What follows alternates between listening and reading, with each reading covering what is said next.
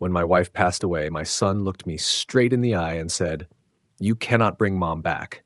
And besides, my wife's birthday only comes once a year." Those words stung harder than I can explain, like somebody had slapped me across the face. The very next morning, he showed up with some important request, acting as though that cruel remark had never left his lips. That was the moment I decided to answer his insult, to stand up for Rosalind and for myself. I would not let it pass. Before we continue, please subscribe to stay updated on our latest stories. My hands trembled as I dialed Derek's number at 8:15 in the morning, adjusting my black tie for the third time before pressing the call button. On the counter sat Rosalind's coffee cup, still faintly marked with her lipstick. The kitchen had an emptiness to it, no soft humming of hers in the background. The phone rang 4 times, then Derek answered, his voice still thick with sleep. "Yeah?" he mumbled. "Son, it's your dad," I said, straightening up. "The funeral begins at 11:15. I could hear loud music pounding through the line, laughter carrying over it. Brianna's voice cut through, shrieking about decorations. Derek coughed and tried to sound steady. "Dad, I told you yesterday," he said. "Brianna's birthday party is tonight. We have been putting this together for months." It was like someone poured a bucket of ice water over me. I squeezed the receiver tighter. "Your mother's funeral is today, Derek. That only happens once in a lifetime." He cut me off. "Look, Mom is gone, but Brianna's birthday is once a year. We have caterers, a band setting up. I know Mom raised me for 34 years, and I'm grateful for that, but I cannot walk away from Brianna on her big day. You understand, right?" The line went dead, leaving nothing but the buzz of the dial tone. I sat frozen for 3 full minutes, staring at Rosalind's reading glasses resting beside the phone. The kitchen clock showed 8:32. My wedding ring caught a ray of morning sun that streamed through the windows Rosalind had polished just last week. The funeral program lay on the counter. Derek's name was there, listed as pallbearer. My pen scratched it out with slow, deliberate strokes. At the cemetery, people kept turning their heads, searching. "Where is Derek?" Rosalind's sister Judith asked again and again. I rehearsed my answer in my head. He had important commitments. The lie sat bitter on my tongue. 22 people came to say goodbye to my wife of 37 years. Her own son was not one of them. I stood beside her casket, surrounded by Rosalind's garden club friends and the neighbors we had known for decades. The spot where Derek should have been felt enormous, like a hole in the ground that would never be filled. Rosalind had been so proud of that boy. Mrs. Henderson leaned over and whispered, "She never stopped bragging about his success." I just nodded, throat too tight to speak. Rosalind defended Derek right up until the end. "He is busy with his new life," she would say whenever he skipped her chemotherapy appointments. "Young couples need their own space." The pastor's words floated over the crowd. Family bonds, eternal love. I watched each shovel of dirt land on the polished wood, knowing it was not just Rosalind being buried that day. It was also the illusions I had clung to about our son. On the drive home, I clenched the steering wheel so hard my knuckles turned white. The passenger seat sat empty beside me, the seat Rosalind always took. She always preferred her little Honda over my old truck, said it was easier on the environment. The radio played her favorite tune, and I shut it off. Our neighborhood looked the same as ever, trimmed lawns, neat mailboxes, the life she and I had built. I pulled into our driveway and sat there for a while, gathering enough strength to walk into the silence. The key turned in the lock with its usual click. I hung it on the hook Rosalind had installed years ago, a small everyday gesture that suddenly felt monumental in the quiet house. No humming from the kitchen, no low murmur of the television, only the creak of a house stuffed with 37 years of memories. I loosened my black tie and dropped into the brown leather armchair. Rosalind always said it clashed with her floral curtains. She wanted to redecorate, but I was too caught up in keeping the business alive. Now those curtains would stay forever. Our wedding photo sat on the mantel. Rosalind at 22, glowing in her grandmother's dress. We had married right here in Riverside Falls and promised each other everything we had. I kept my end of that promise, maybe more than I should have. Memories came rushing in whether I wanted them or not. Derek taking his first steps across this same living room, those little hands reaching for Rosalind. Birthday parties decorated with paper cutouts we made ourselves because we could not afford store-bought supplies. Rosalind working double shifts at the diner, while I poured everything into building my construction company. She never once complained. Not when I worked 16-hour days. Not when dinner was macaroni and cheese 3 weeks straight. After Derek had fallen asleep between us in bed, too small to have a room of his own, she would whisper, "We are building his future."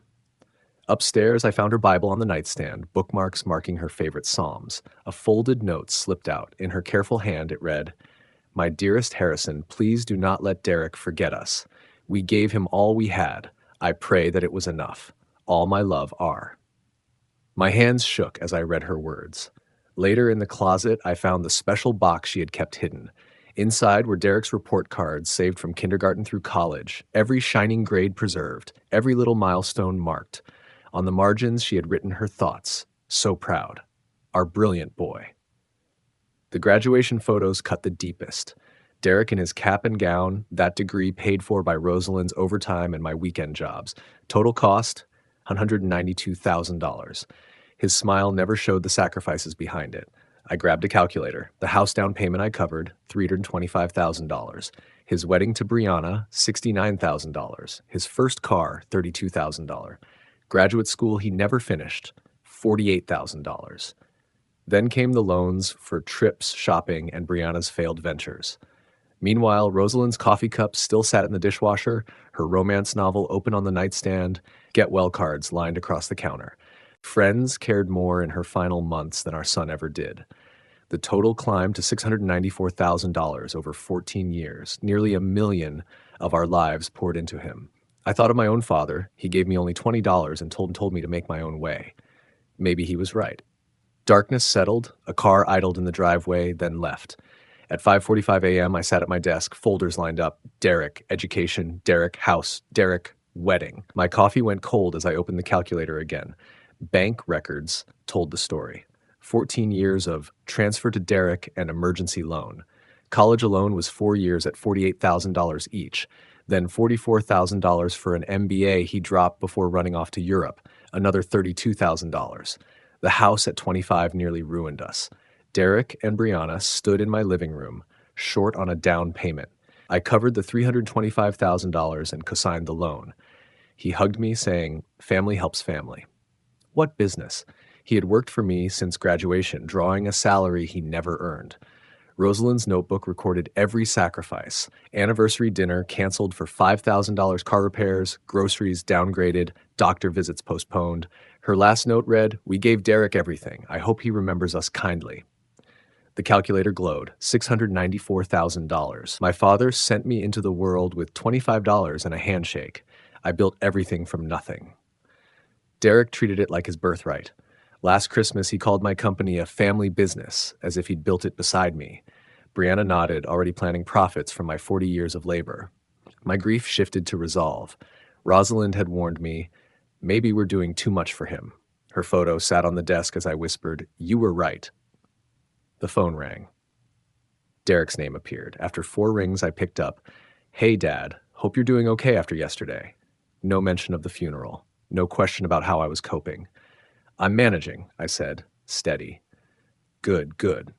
Listen, Brianna's party was amazing, but we overspent. You only turned 31 once. We had a live band, steakhouse dinner, diamond bracelet, but now the credit cards are due. We're looking at about $14,000 right away. $14,000. I did the math instantly. Loan number 43 in 14 years. Yesterday I buried my wife. Today my son wanted money for a birthday party. So, can you wire it today? Brianna's stressed about the bills. You know how she gets. I looked from Rosalind's photograph to the neat columns of numbers showing what Derek had cost our marriage. No. A pause. What do you mean, no? Is the bank having trouble? I mean, no, Derek. I will not give you any more money. His cheerful tone cracked. You're seriously saying no? After everything we've been through this week? As if he'd been the one standing at Rosalind's funeral instead of throwing a party. You're 34 years old. So what? That doesn't mean you stop helping your son when he's in a jam. It's not like you can't afford it. Brianna's voice rose in the background. Tell him we need it. We already spent it. I said no. The words felt strange, the first time I had ever denied Derek anything. "This is unbelievable," he snapped. "Mom just died, and you're being petty about money. She'd want you to help us." His manipulation was polished, the same trick that had worked for 34 years. "Your mother wanted you at her funeral," I answered. His breathing grew harsh. "Fine, we'll figure it out. More cards, Brianna's parents, whatever. But don't expect us to come around if this is how you're going to be." His presence had always been the reward for my money, his absence the punishment. "I understand," I said. "You what?"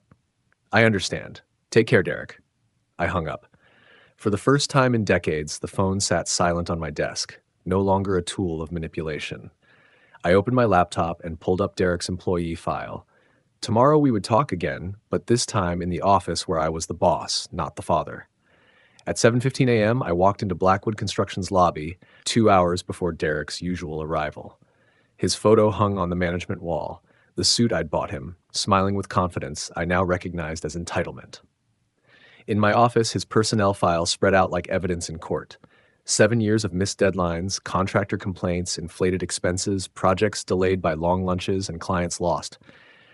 I had excused all of it under family loyalty and Rosalind's gentle reminders that Derek was still learning. But any other employee would have been fired years ago. At 8:30, I called Linda Crawford, our HR director. She had been documenting Derek's failures for months. "I'll prepare the termination documents immediately," she said. "Do you want security?" "Yes." Standard procedure. I practiced in the mirror, making sure my words held no emotion, just the facts. Derek would walk in as an employee and leave terminated. At 9:15, he arrived 15 minutes late, joking with the receptionist about his recovery from Brianna's party. His laughter echoed while coworkers glanced at my office door. He stopped for coffee, still clueless. "Derek, come to my office immediately," I said over the intercom. "Sure, Dad. Let me grab my coffee."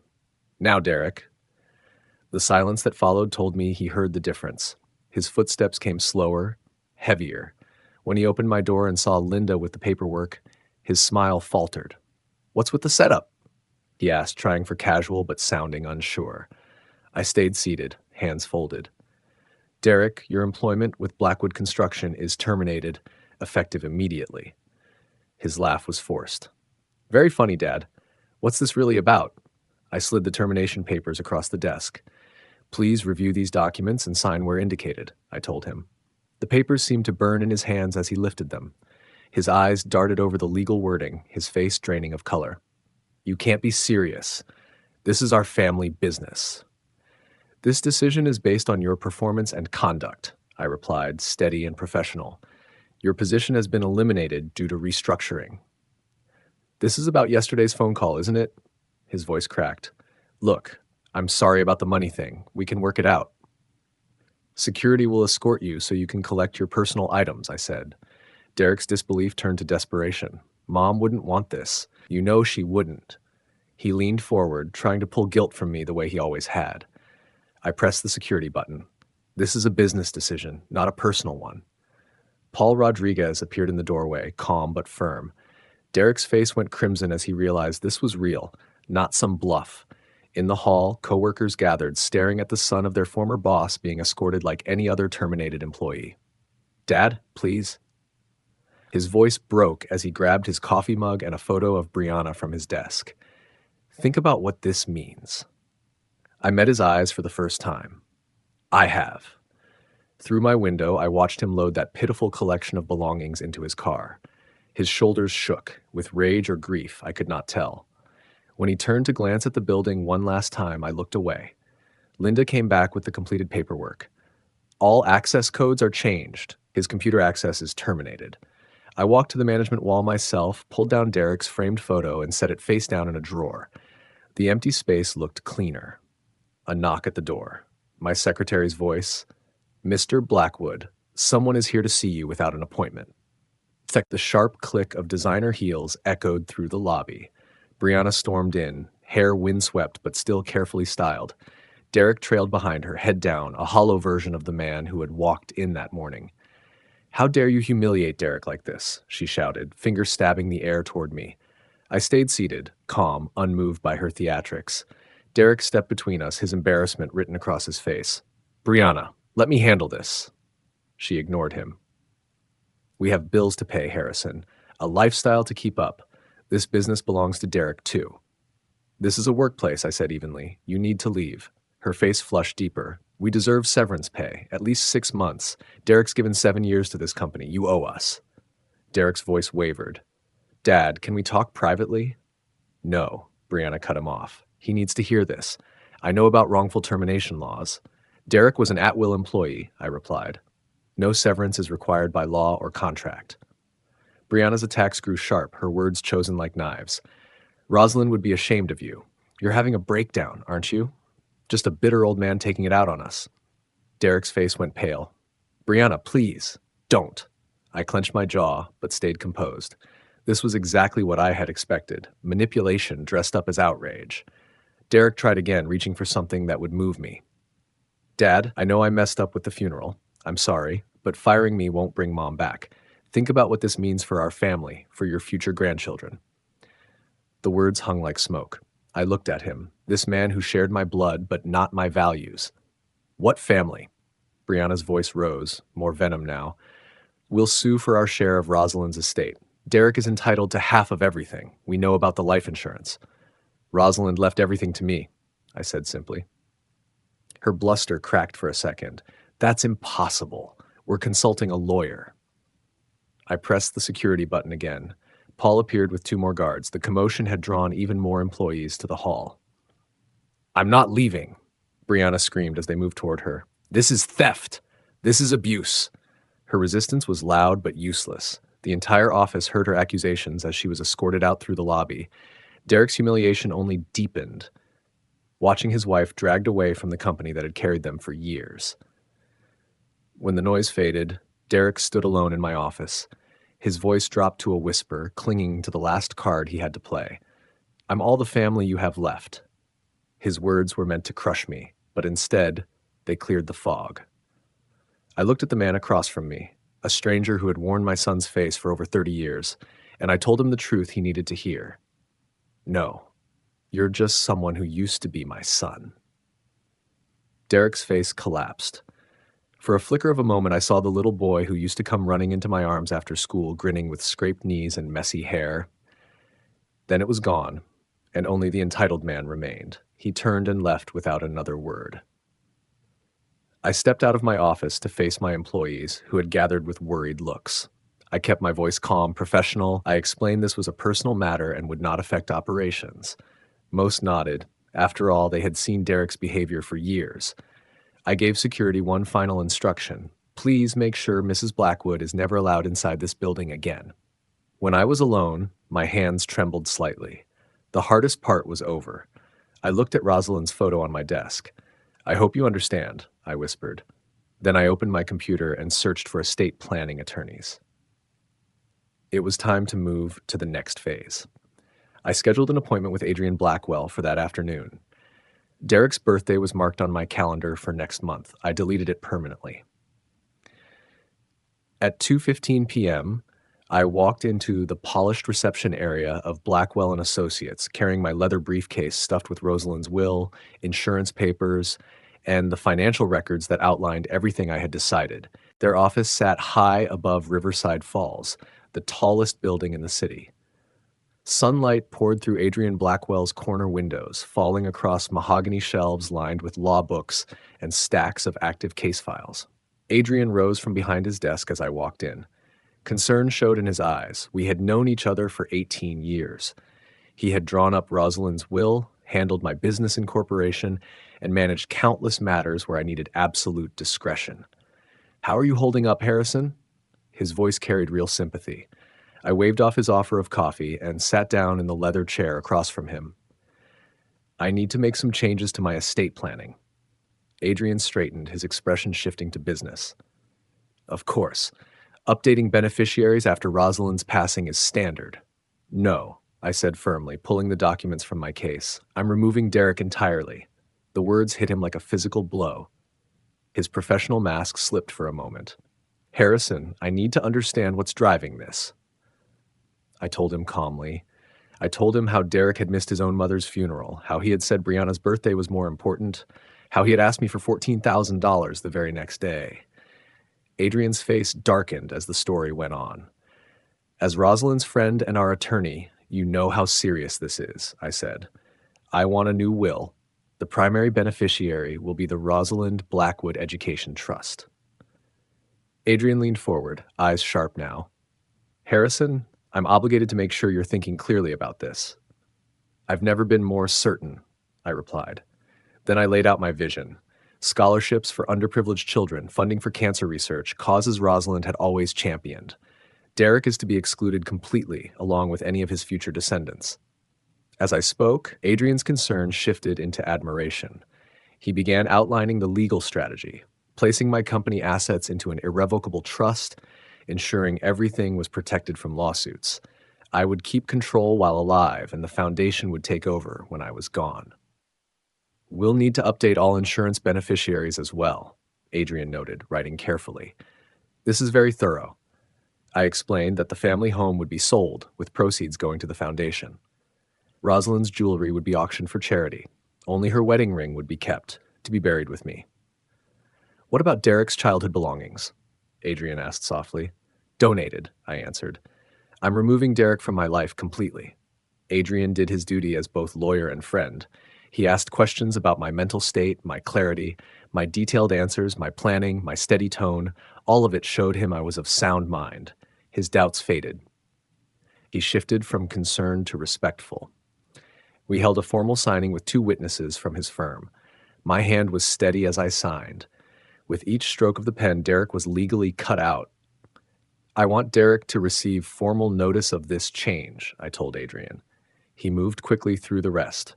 Power of attorney documents, removing Derek from any authority, medical directives cutting him out of healthcare decisions, a living will with specific instructions. He documented my competency in detail. Tomorrow, I would visit the banks myself to remove Derek as beneficiary on retirement and investment accounts. Adrian offered to help coordinate. We discussed trustees, board members for the foundation, and even the first scholarship recipients. For the first time in weeks, I felt peace settle in. Rosalind's memory would live on, not through Derek, but through the good she had always wanted to bring into the world.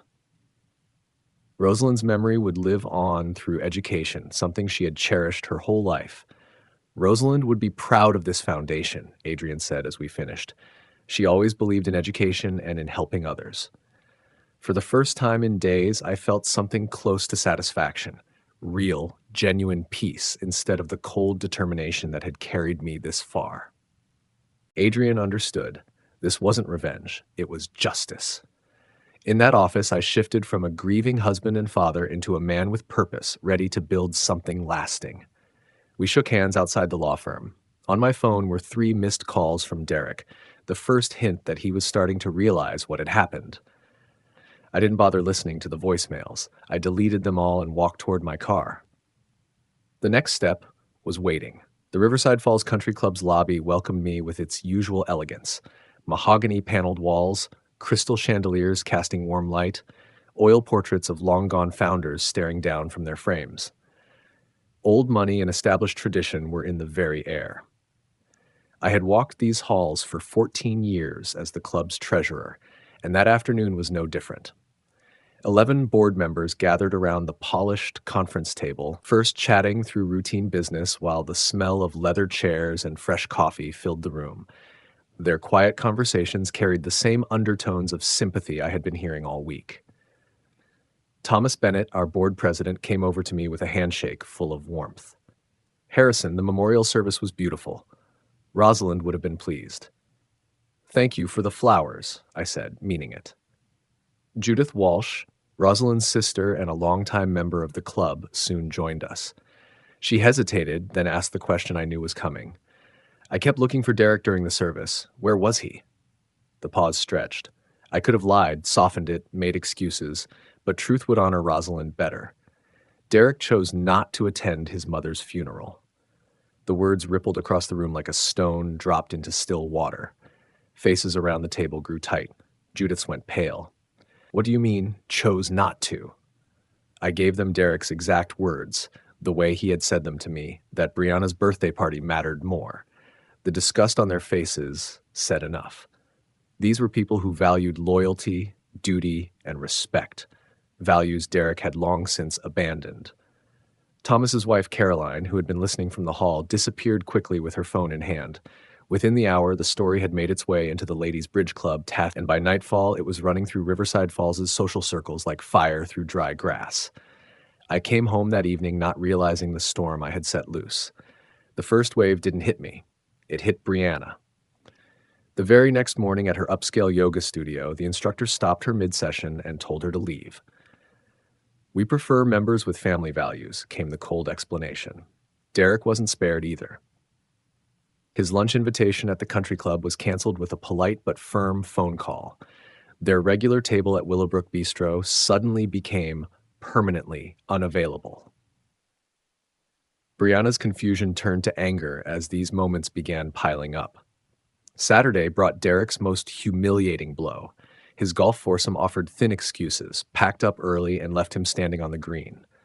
The pro shop manager suggested maybe Derek would be more comfortable playing elsewhere. He walked to his car alone, realizing everyone knew about the funeral. Brianna's shopping trip to Riverside Boutique ended the same way. Years of warm smiles from staff vanished overnight. Her credit application hit delays, and the manager suggested she try another store. Derek's professional life collapsed just as quickly. Job interviews were canceled without explanation. Business contacts he once bragged about stopped returning calls. Even his Chamber of Commerce lunch was cut short, polite but awkward, the story of his absence at Rosalind's funeral reaching the table before he did. The final straw came when Elite Salon canceled Brianna's standing appointment. Other clients whispered about her heartless husband. Brianna left in tears. The local newspaper added to their downfall with a sharp mention in the society column, Rosalind's son missing from her service. At church, members made their disapproval plain. Friends they once leaned on began avoiding them. Derek tried explaining, insisting I exaggerated, but no one believed him. Riverside Falls had made up its mind. Brianna eventually broke. She turned her fury on Derek, blaming him for their ruined reputation. She demanded he fix it immediately. When he admitted he didn't know how, she threatened to leave if things didn't change. I heard about all this through friends, neighbors, and colleagues. I didn't need to gloat. The community was simply enforcing its own values: loyalty to family, respect for the dead, basic human decency. Derek had ignored them all, and now Riverside Falls itself was honoring Rosalind by rejecting those who dishonored her. One morning, while I ate breakfast, my phone rang. It was the bank manager. "Mr. Blackwood, Derek and Brianna's mortgage is 30 days overdue. You're still guaranteeing the loan, correct?" I paused, thinking of what came next. "I'd like to schedule a meeting tomorrow to discuss changes to my guarantees." Social rejection had cut deep. Financial pressure would finish the job. At 8:45 a.m. the next day, I stepped into First National Bank's marble lobby. Oil portraits of stern men who built Riverside Falls on hard work lined the walls. The manager, Russell Pemberton, waited in his corner office overlooking Riverside Creek, the small boats drifting peacefully downstream. Russell looked uneasy as he spread Derek and Brianna's files across his mahogany desk. Mortgage papers, loan agreements, guarantee forms, a thick trail of dependency. "Harrison, thank you for coming on short notice," he began, voice formal. "Derek's mortgage is now 60 days delinquent. The amount due is $17,100. I folded my hands and stayed calm.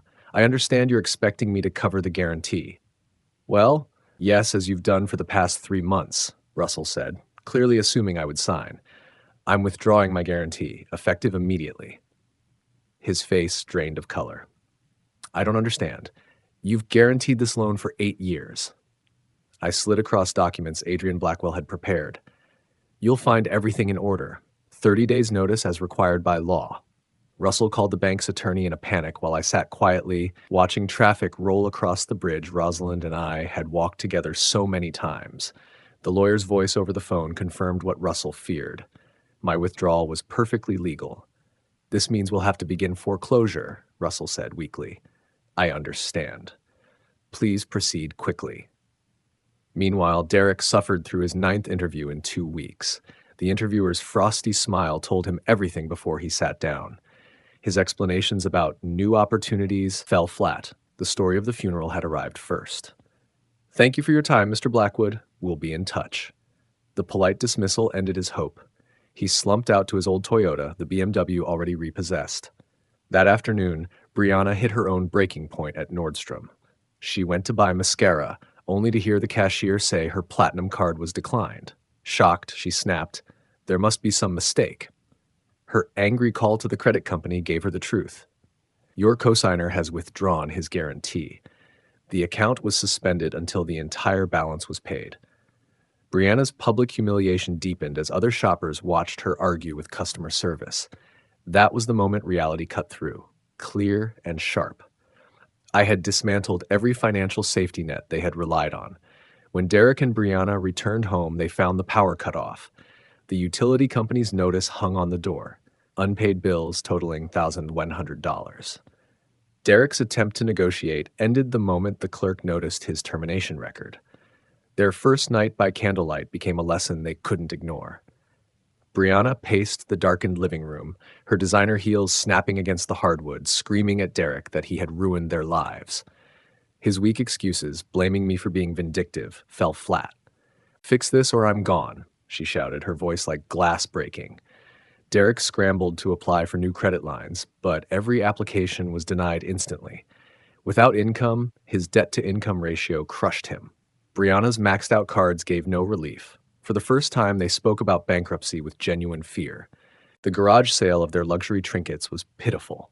Wedding gifts that once cost guests hundreds sold for $20. Friends drove by, slowed down to stare, but never stopped. Brianna stood frozen as strangers pawed through her jewelry collection, while Derek handed his golf clubs to a teenager for a fraction of their worth. When the BMW was repossessed in broad daylight, neighbors pressed their faces to windows. Derek emptied the trunk under the repo man's watchful eye, humiliation hanging heavy on him. Brianna screamed at the driver until her throat went raw. I drove by that evening and saw the chaos spilling from their driveway. It wasn't cruelty, it was consequence. Rosalind had always told me, actions bring results. Derek was finally learning. Not long after, Derek called me, his voice trembling, asking to meet. He said he had something important to tell me. I agreed. Riverside Falls Community Park. The next afternoon. The same place I had taught him to ride his bike 28 years ago, back when his face still showed love instead of calculation. I looked at an old photo of him on that bike, then turned it face down on my desk. 6 months after my meeting at the bank, the county foreclosure auction took place on the courthouse steps. I sat in my black sedan across the street, watching as 1156 Willowbrook Drive, the house Derek and Brianna once called their dream home, was put up for sale. The auctioneer read the legal description with dry precision, while investors and onlookers gathered. Derek and Brianna stood apart, their posture defeated. Sunlight caught the tears streaking Brianna's cheeks. I raised my binoculars and watched as the auctioneer announced, "Opening bid is $260,000 for this 4-bedroom colonial." A woman in a navy suit raised her hand. Derek stared, whispering to Brianna as the bidding climbed. At $292,000, only 2 bidders remained, the woman and a local contractor. Then Adrian Blackwell arrived, gave a subtle nod to the woman. Derek's suspicion hardened into certainty. "That's Dad's lawyer," he muttered, loud enough for the crowd to hear. Brianna's disbelief rang out. He couldn't. When Derek tried to approach, courthouse security blocked him. The auction rolled on, merciless. $294,000 going once, going twice, sold. Derek's knees buckled. Brianna's scream, "This is our home," echoed off the courthouse walls as the gavel came down. I stepped out of my car and walked toward the steps. Derek froze when he saw me. He understood then. Everything. The guarantee withdrawal, the timing, the exact bid amount. It had all been laid out like a blueprint. The bidder revealed herself. Linda Crawford, my secretary, standing as agent for the newly formed Crawford Properties, LLC. Derek stumbled forward, voice breaking. "How could you do this to us?" "I didn't," I said calmly. "The bank did." He begged, spoke of Rosalind's garden, her love for that house. My response was cold. "Rosalind isn't here to see what you've become." Brianna lunged at me, screaming wild accusations, elder abuse, incompetence, theft. Adrian Blackwell quietly documented her outburst as security carried her away. The scene revealed their true character more clearly than words ever could. 2 weeks later, the moving truck parked outside their house looked pitiful, far too small for the life they once flaunted. Brianna threw clothes into suitcases, rage twisting her face. Derek carefully wrapped Rosalind's crystal vase, the last gift that tied him to his mother. Neighbors watched silently from porches and windows, but no one came to help. Their social exile was total. That evening, Brianna snapped. "I can't live like this anymore." She admitted she'd been speaking with an old boyfriend. "I married into a wealthy family, not this." Her final words cut deep. "Your father was right about us." That night, Derek slept alone in the stripped-bare house, wandering through rooms filled with shadows of better days. In the back of the kitchen drawer, Derek discovered Rosalind's hidden note. "Derek, remember we love you." For the first time, his tears seemed real, not manipulative. He finally felt the weight of what he had lost. That same day, Linda Crawford handed me the house keys. I accepted them with quiet satisfaction. My decision to renovate the place and donate it to a deserving family would close the circle. Rosalind would have approved. She always believed justice should carry compassion. Later that evening, the phone rang. Caller ID showed Derek's name. He was calling from a payphone, his cell service already cut off. I let it go to voicemail. The final confrontation could wait.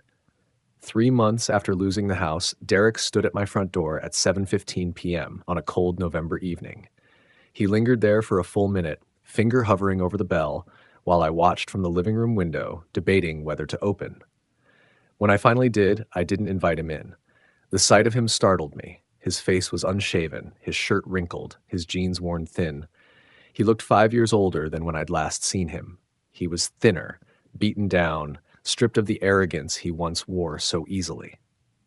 "Dad, I know I messed up terribly," he began, his voice trembling. He launched into a speech about lessons learned, about living in a studio apartment above a laundromat, working at a gas station for minimum wage, about Brianna leaving him for her ex-boyfriend who owned a restaurant chain. He swore he had changed, that he now understood what really mattered. Then he switched tactics, trying to tug at my loneliness. He said I didn't have to be alone in this big house, that he could finally be the son Rosalind wanted him to be. But I could hear the manipulation in every word. I cut him off. "When is your mother's birthday?" Derek froze, then guessed. "June 15th? Her favorite flower? Roses?" Wrong again. Rosalind loved daisies. The truth hit me in that instant. He had never really known her at all. Frustration seeped into his voice. The entitled tone returned. "This is ridiculous. Just tell me what you want me to say." Finally, the mask slipped. "Okay, yes, I need help," he admitted. The eviction notices, the promises to repay me once he was back on his feet, the argument that I was wealthy enough to help. Derek still saw me as nothing but an ATM. His last attempt was to invoke Rosalind. "Mom would be heartbroken to see us like this. She always believed in second chances. I miss her too, Dad. We both loved her." For a moment, I felt Rosalind's gentle spirit, her kindness, but then I remembered. This was the very fear she had carried. I reached into her nightstand and pulled out her hidden journal. "You want to know what your mother really thought?" I asked. I read her words aloud. "I'm worried Derek only loves our money. What if we raised a child who can't love?" The silence that followed was deafening. Derek's face drained. "Rosalind died knowing what you really are," I said evenly. "She changed her will before she passed. She left you nothing because she knew you'd waste it." Derek's mask dropped completely. Anger twisted his face. He threatened to contest the will, called me senile, promised lawyers and court battles. His final words, "I hope you die alone in this house," didn't wound me. They confirmed who he truly was. I stepped back and closed the door quietly. He pounded on it, shouting, but I walked to the kitchen and made myself tea, calm as if nothing had happened. When his car finally drove off, I sat in Rosalind's favorite chair, holding her journal. For the first time since her death, I felt complete peace. I looked at our wedding photo and whispered, "It's finished, my love." 1 year later, on a warm May morning, I walked through Riverside Cemetery carrying a bouquet of fresh daisies. Birds sang from the oaks, spring flowers lined the path. I looked healthier than I had in years. Kneeling at Rosalind's grave, I arranged the daisies before her polished headstone. I told her about the Rosalind Blackwood Education Trust first year. 18 scholarships awarded to students in need, $192,000 donated to cancer research, and the community center dedication scheduled for her birthday. I spoke plainly, like reporting facts. Derek was working at Pete's Corner Station on Riverside Highway. His divorce was final. Brianna had remarried her restaurant owner. Derek lived in isolation, financially broken. I felt no triumph in his downfall, only the steady weight of justice. Leaving the cemetery, I stopped at Riverside Diner. Derek worked behind the counter, his uniform stained. Our eyes met across the room. The shame on his face was visible as I sat down and ordered coffee. "How are you doing, Dad?" he asked, voice low, humble for the first time in his life. "I'm well, thank you." "I know sorry isn't enough," he said. "No, it isn't." His admission surprised me. His voice cracked. "I understand now what I lost. It was never about the money, was it? You wanted me to love you, not your wallet. Mom, she won that too." And for the first time, Derek's tears seemed real. "I did what I had to do," I told him. "Rosalind would have approved. I have no regrets." "I know," Derek whispered. "I deserved all of it." "Yes, you did." Those were my words when Derek asked if there was any way back. I answered honestly, "I don't know. Maybe. But you'd have to prove you've changed, not with words. Show me through your actions." I told him about my life now, volunteering at the community center, finding real friends among other volunteers, Sunday dinners with the Johnsons, whose daughter had received one of the foundation's scholarships. And for the first time in years, I was dating again. Helen, a kind widow from church whose quiet strength reminded me what companionship could mean. My days were no longer empty. They were full of purpose, filled with people who valued me for who I was, not what I had in my wallet. Visiting Emma Clark, our very first scholarship recipient, brought me a satisfaction deeper than anything money had ever bought.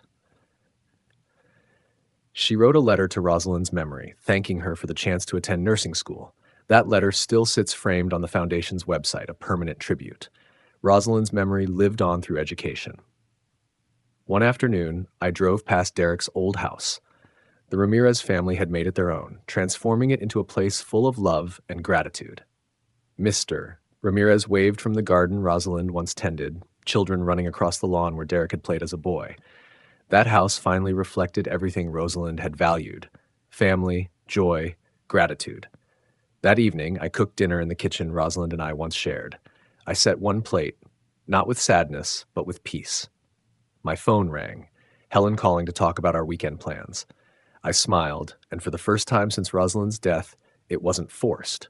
It was happiness. Later, I stood in the garden as the sun went down, trimming Rosalind's rose bushes. I felt like a man who had fought for justice and finally won. I knew with certainty that I had honored my wife's memory. The satisfaction was complete. That night, I went to bed early and slept soundly for the first time in 2 years.